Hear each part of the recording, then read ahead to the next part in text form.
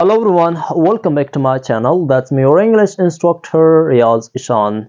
I hope you will be okay and enjoying your life. Well, today, once again, I will be talking about the most important tense of English grammar. That could be all about future perfect tense, right? That what is a future perfect tense, right? Because this, actually, this tense is a bit difficult, especially for those who learn this tense at the first time, but that's okay. In this video I will clarify everything about this tense. I mean to say its definition, its structures, its formulas, and its best examples in the real life, right? So without wasting the time, let's get started.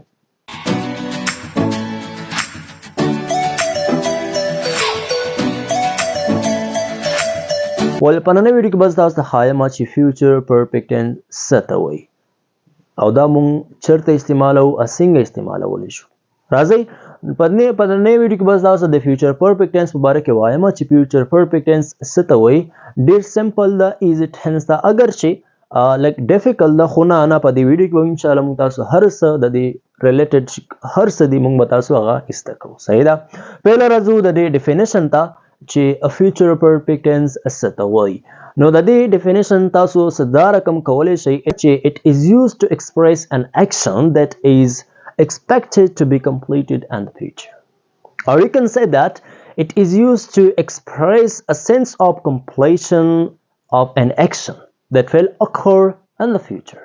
مطلب دا ده چې په دې future perfect tense کې مونږ داسې یو اکشن په باره کې خبره کوو چې هغه مونږ سره په مستقبل کې واقع کیږي. دا واقع کېدلو توقع وي چې مطلب په فیوچر کې به څه شي واقع شي. په دې ټینس کې مونږ دغه شان وایو. صحیح ده. بیا تاسو ته ما ویلي چې هر کله تاسو یو ټینس سټارټوئ نو درې څیزونه پیژندل ضروري دي.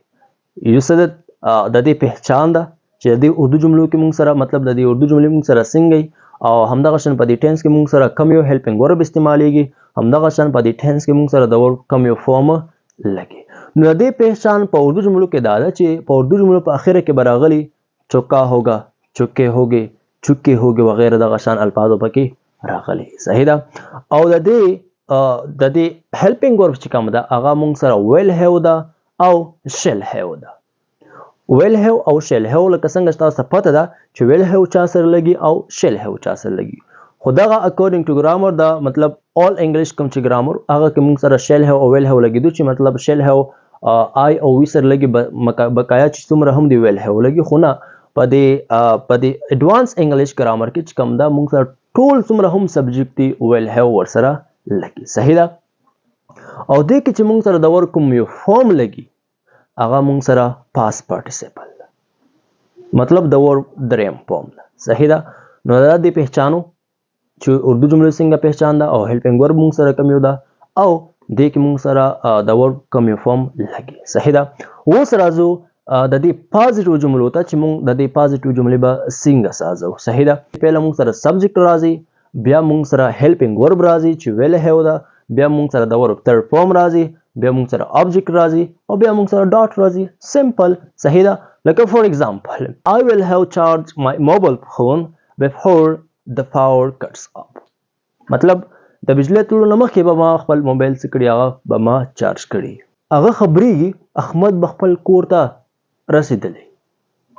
چې هغه خبرېږي احمد به خپل کور ته رسېدلی. Ahmad will have reached his home before he knows. احمد به خپل کور ته رسېدلی مخکې چې هغه خبرېږي احمد به خپل کور ته رسېدلی. ستا راتلو نه مخکې به ثنا سندره ویلي. ستا راتلو نه مخکې به ثنا سندره ویلي. Sana will have sung a song before you come. تاسو سمپل داسې هم ویلی شئ Sana will have sung a song. I will have gone to Canada. سمپل هم ویلی شئ خو بیا هم دوه کلوزې ما درته یو ځای کړي دي. صحیح ده. او د بیفور دلته چې مونږ تاسو بیفور وایو دې په ځای تاسو مطلب دلته جملې مطابق آفټر هم ویلی شئ، بای هم ویلی شئ. صحیح ده. خو دا ده چې دې نه وروسته چې کوم تاسو کوم ټینس لګوئ هغه سمپل پریزنټ ټینس. لکه زه چې وایم فار ایگزامپل I will have taken the tea. I will have taken the tea before you come. ستا راتلو نه مخکې ما چې څښلي. صحیح ده. نو دا و د دې پازیټیو جملې ډېرې اسانې دي، سمپل دي.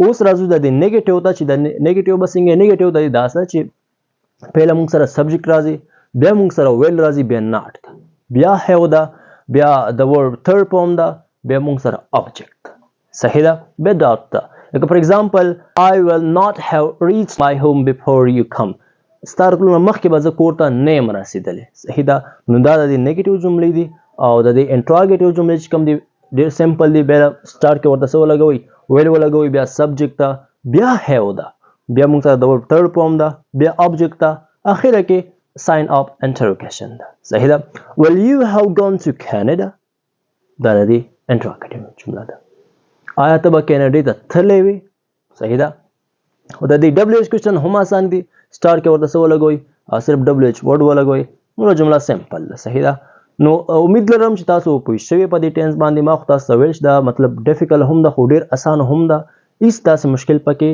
نشته دی صحیح ده نو امید لرم چې تاسو به دا ټینس زده شوي او بیا هم که تاسو دا ټینس زده شوي نه تاسو کولی شئ په کمنټ کې ولیکئ چې مطلب په دې باندې زه پوه نه شوم زه به تاسو ته as soon as possible I will respond right so thanks for watching